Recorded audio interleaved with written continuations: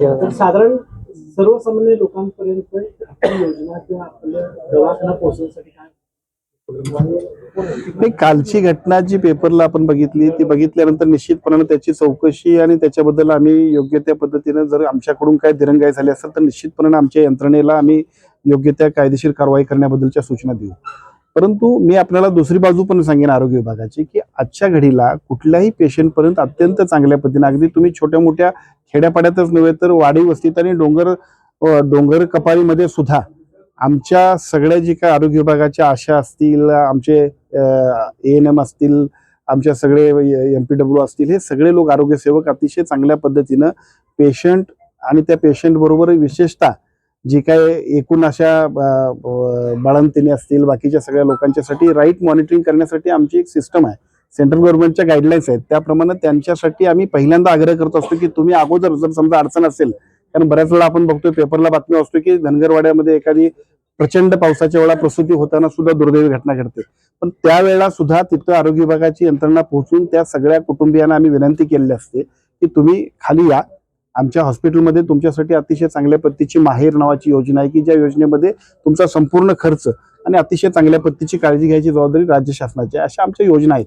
परंतु जर ही अशी घटना घडली असेल तर त्यातली वस्तुस्थिती काय आहे हे बघू, आणि जर असं असेल आमच्याकडून चूक असेल तर निश्चितपणे आमच्या यंत्रणेला सुद्धा त्याबद्दल जी काही कारवाई करायला पाहिजे त्या सूचना दिल्या जातात. आपण कोरोनाबाबतचं आवाहन तर नागरिकांना केलेलंच आहे, मात्र कोरोनाची आकडेवारी जी आहे मुंबई महापालिका लपवत असल्याचा एक धक्कादायक प्रकार आहे तो उघडकीस आले.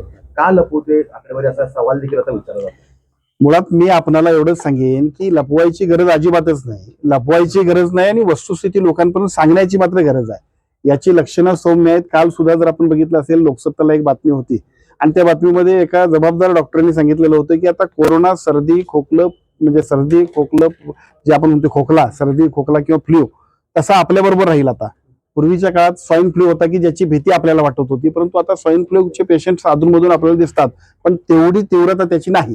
त्याच्यापेक्षा सौम्य लक्षण आता कोरोनाची झाले, त्यामुळे कोरोना आपल्या बरोबरच राहील पण काळजी करण्याची गरज नाही असं सगळ्या डॉक्टरांचं जे काय मत आहे तेच अधोरेखित करून आपण सगळ्या लोकांपर्यंत ते डॉक्टरांना काही विशेष सूचना याबद्दल दिल्या जाणार का भविष्यात जर पेशंट वाढले तर? पेशंट कुठलेही वाढले, केवळ कोरोनाच नव्हे वेगवेगळ्या पद्धतीची त्या ठिकाणी सुद्धा एखादी साथ आली तर त्या साथीमध्ये सुद्धा जे पेशंट्स वाढतात, काविळीची पेशंट्स असतील अन्य असतील तर 7 आजाराच्या विषयावरती सुद्धा त्या ठिकाणी आपल्या आरोग्य विभागाची यंत्रणा आणि त्याचबरोबर तिथल्या खासगी लोकांना सुद्धा तात्काळ योग्य त्या उपाययोजना करण्यासाठी तिथले सिव्हिल सर्जन, डेप्युटी डायरेक्टर, आरोग्य विभागाची यंत्रणा कामच करत असते.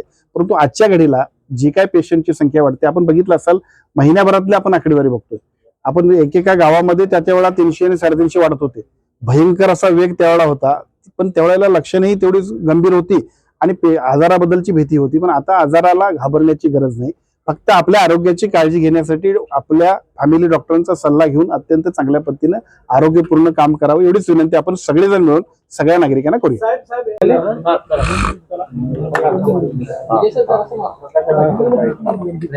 राज्यामध्ये जवळपास 383 नवे कोरोनाचे रुग्ण आहेत ते आढळून आलेले आहेत. काय सूचना आहेत नागरिकांना? नाही, आरोग्य विभागाच्या वतीनं सातत्यानं सर्वच आजारांच्या बद्दल अतिशय सतर्कतेनं सर्व आरोग्य विभागाच्या यंत्रणेला सूचना दिल्या जातात. अशा पद्धतीची कुठेही जरी काय एखाद्या पेशंटची संख्या वाढत असेल तर त्याच्यावरती लक्ष ठेवून आरोग्य विभाग सातत्यानं आहे.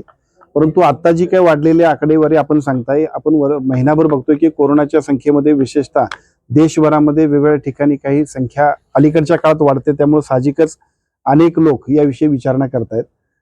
मीडिया असेल, सगळ्या आपल्या वेगवेगळ्या पद्धतीच्या सगळ्या पत्रकारांच्या मध्ये सुद्धा याच्याबद्दलची जी काही चर्चा आहे या सगळ्याला माझी फक्त विनंती आपल्या माध्यमातून सर्व नागरिकांना, यापूर्वी सुद्धा मुंबईमध्ये सुद्धा 1-2 बैठकींमध्ये आम्ही सांगितलेलं आहे की कोरोनाची ज्या पद्धतीनं आता वाढलेले हे पेशंट्स आहेत, पूर्वीच्या काळातल्या पेशंट्स आणि आताच्या पेशंट्समध्ये एक मोठा फरक असा आहे की पूर्वी कोरोना आपल्यासाठी नवीन होता, प्रतिकार शक्ती आपल्याकडे त्या पद्धतीची नव्हती आणि त्या सगळ्यांमुळे आपण सगळेजण घाबरलेल्या अवस्थेत सामोरे गेलो होतो. आता मात्र प्रत्येक भारतीयाची प्रतिकार शक्ती वाढलेली असल्यामुळे अत्यंत चांगल्या पद्धतीनं आपण सगळेजण या कोरोनाला सुद्धा घाबरण्याची काही गरज नाही. दुसरा भाग त्यातला असा आहे की आता हे एका बाजूला आपण घाबरण्याचं गरज नाही हे जेवढं खरं आहे तेवढं कोरोनाचं लक्षण सुद्धा सौम्य आहे. त्यामुळे या सगळ्या गोष्टींबद्दल अधिक फक्त काळजी घ्यावी. विशेषतः जे आजारी लोक आहेत की जे सगळ्याच आजारामध्ये आपण सगळेजण काळजी घेत असतो. ब्लड प्रेशर असेल, वेगळ्या पद्धतीचे आजार असतील, त्या सगळ्यांसाठी डायबेटिक पेशंट असतील, या सगळ्यांनी सुद्धा थोडी आपल्या आरोग्याची काळजी घ्यावी. पण तज्ज्ञांचं म्हणणं आहे की या सगळ्या कोविड-19 मध्ये 4 नवे व्हेरियंट पाहायला मिळत आहेत असं तज्ज्ञांचं मत आहे. काय त्या संदर्भात आरोग्य सातत्यानं राज्य शासनाच्या आरोग्य विभागाची केंद्र शासनाबरोबर सातत्यानं संपर्क सुरू असतो. दररोज होणारी पेशंटची अपडेट आमच्या सगळ्यांच्या माध्यमातून सेंट्रल गव्हर्नमेंटकडे दिली जाते.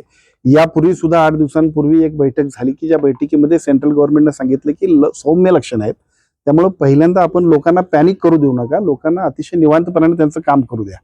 ही सूचना सेंट्रल गव्हर्नमेंटनं आम्हालाही दिली आणि माझी विनंती आपल्या माध्यमातून सगळ्या नागरिकांना आहे की पॅनिक व्हायची अजिबात गरज नाही. फक्त आपल्या आरोग्याची काळजी घ्या, आपल्या डॉक्टरांचा सल्ला घेऊन आपण योग्य त्या पद्धतीनं आरोग्यपूर्ण अशा पद्धतीचं आपलं कामकाज करा.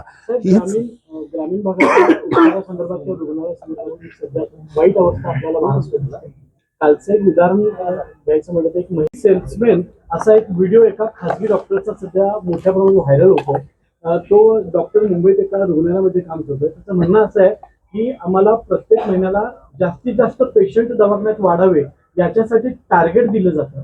अशा पद्धतीचा जो व्हिडिओ आहे, या व्हिडिओची काय शहानिशा आपण करणार आहात का, या संदर्भात काही चौकशी करणार? मी व्हिडिओ बघितलेला नाही, मला माहिती घ्यावी लागेल आणि जर ती माहिती घेतल्यानंतर त्याच्यावर बोलणं अधिक उचित होईल. लाडकीचे पैसे, आदिवासींचे पैसे तिसऱ्यांदा त्या विभागाकडून पैसे लाडकी बहीण योजना ही राज्यातल्या सर्व महिलांच्यासाठी, सर्व भगिनींच्यासाठी आणि संपूर्ण सगळ्या महाराष्ट्रातल्या संपूर्ण सर्वसामान्य कुटुंबाच्यासाठी अत्यंत महत्वाची योजना आहे. त्यामुळे साहजिकच ही योजना अधिक प्रभावीपणे राबवताना एखाद्या खात्यातले जरी काही पैसे वळवले असतील तरी त्या खात्याला सुद्धा योग्य पद्धतीचा निधी दिला जाईल. शेवटी शासन आपलं आहे, विभाग सगळेच आपले आहेत. पैसे इकडं असतील तिकडं असतील, शेवटी शासनाच्या सगळ्या विभागाला न्याय द्यायची जबाबदारी आहे. त्याप्रमाणे निश्चितपणानं सरकार धोरण घेईल. चला, थँक्यू.